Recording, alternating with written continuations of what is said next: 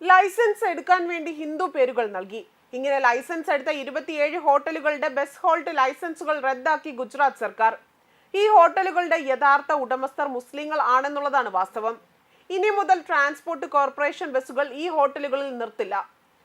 വഡോദര, രാജ്കോട്ട്, ഗോത്ര, മെഹ്സാന, ഭുജ്, ഭറൂച്ച്, അഹമ്മദാബാദ്, നദിയാദ്, പാലൻപൂർ തുടങ്ങിയ ഡിവിഷനുകളിലെ ഹോട്ടലുകളിലും പട്ടികയിൽ ഉൾപ്പെടുന്നുണ്ട്.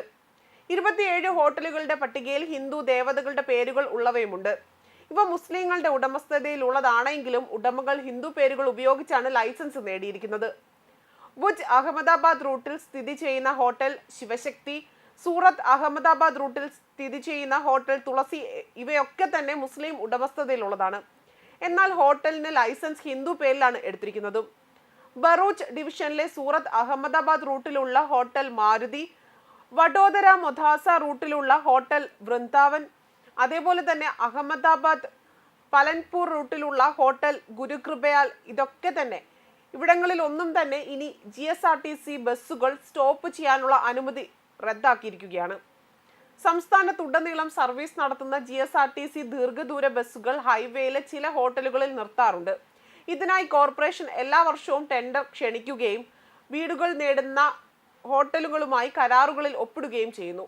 വീടുകൾ നേടുകയും GSRTCയുമായി കരാറുകളിൽ ഒപ്പുവെക്കുകയും ചെയ്ത ചില ഹോട്ടലുകളെ കുറിച്ച് അന്വേഷിച്ച ഉചിതമായ നടപടി സ്വീകരിക്കണമെന്ന് സോഷ്യൽ മീഡിയയിൽ ആവശ്യം ഉയരുകയാണ്. അതനുസരിച്ചുകൊണ്ടാണ് ഇപ്പോൾ GSRTC നടപടിയെടുത്തിരിക്കുന്നതും. അതേസമയം ഗുജറാത്തിലെ ദ്വാരക ജില്ലയിലെ മതപരമായ പ്രാധാന്യമുള്ള കെട്ടിടങ്ങൾ പൊളിക്കുന്നതിനെ ചോദ്യം ചെയ്യുന്ന ഹർജികൾ ഇപ്പോൾ ഗുജറാത്ത് ഹൈക്കോടതിയിൽ വാദം തുടങ്ങിയിരിക്കുകയാണ്. കെട്ടിടങ്ങളുടെയും ദർഗകളുടെയും ഖബർസ്ഥാനുകളുടെയും ഒക്കെ തന്നെ ഉടമസ്ഥാവകാശം സ്ഥാപിക്കുന്നതിന് മുൻപേ തന്നെ അവ പൊളിക്കുകയാണ് എന്നും പൊളിക്കൽ നടപടികൾ സ്റ്റേ ചെയ്യണമെന്ന് ആവശ്യപ്പെട്ട് ബെയ്ത് ബദലെ മുസ്ലിം ജമാഅത്ത് നൽകിയ ഹർജിയാണ് കോടതി ഇപ്പോൾ പരിഗണിക്കുന്നത്. പ്രദേശത്ത് എല്ലാ അനധികൃത നിർമ്മാണങ്ങളും പൊളിച്ചു നീക്കിയെന്നും മുൻപ് കോടതി പൊളിച്ചു നീക്കരുതെന്ന് പറഞ്ഞ കെട്ടിടങ്ങൾ മാത്രമാണ് ബാക്കിയായി അവശേഷിക്കുന്നതെന്നും സർക്കാരിന് വേണ്ടി ഹാജരായ അഡ്വക്കേറ്റ് വ്യക്തമാക്കുന്നു. തൽസ്ഥിതി തുടരാൻ നിർദ്ദേശിച്ച ദർഗയിൽ അടക്കം തന്നെ കെട്ടിടങ്ങൾ ലഹരി വസ്തുക്കളും സ്ഫോടക വസ്തുക്കളും കടത്താൻ ഉപയോഗിക്കുകയാണ് എന്നും അഭിഭാഷകൻ ആരോപിച്ചു. പ്രദേശം അടച്ചുകെട്ടി ലഹരി ഇടപാടുകൾ നടത്തുകയാണ്. തുടർന്ന് രഹസ്യാന്വേഷണ ഏജൻസി ഏറ്റെടുത്ത ഉപഗ്രഹ ചിത്രങ്ങളിലും കോടതിയിൽ സമർപ്പിച്ചിരുന്നു. എന്നാൽ ഇത്തരം ആരോപണങ്ങൾ ഇപ്പോൾ ചർച്ച ചെയ്യപ്പെടേണ്ടതില്ല എന്നും ഭൂമി വഖഫ് ആണ് എന്നതും കോടതി ചോദ്യം ചെയ്തു. ഭൂമി വഖഫല്ല എന്നും കന്നുകാലികളെ മേയ്ക്കാനുള്ള ഭൂമിയാണെന്നാണ് സർക്കാരിന്റെ കൈവശമുള്ള രേഖകൾ പറയുന്നതെന്നും സർക്കാർ അഭിഭാഷകൻ വ്യക്തമാക്കിയത്.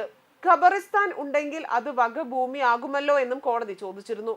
സ്വാതന്ത്ര്യത്തിന് മുൻപേ തന്നെ സർക്കാർ ഭൂമി ഖബറിസ്ഥാന് നൽകിയതാണ് എന്നാണ് സർക്കാർ അഭിഭാഷകൻ ഇതിന് മറുപടിയായി നൽകിയതും.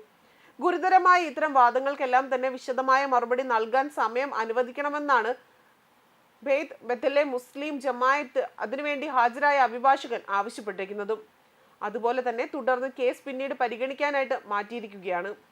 ന്യൂസ് ഡെസ്ക് കർമ്മ ന്യൂസ്.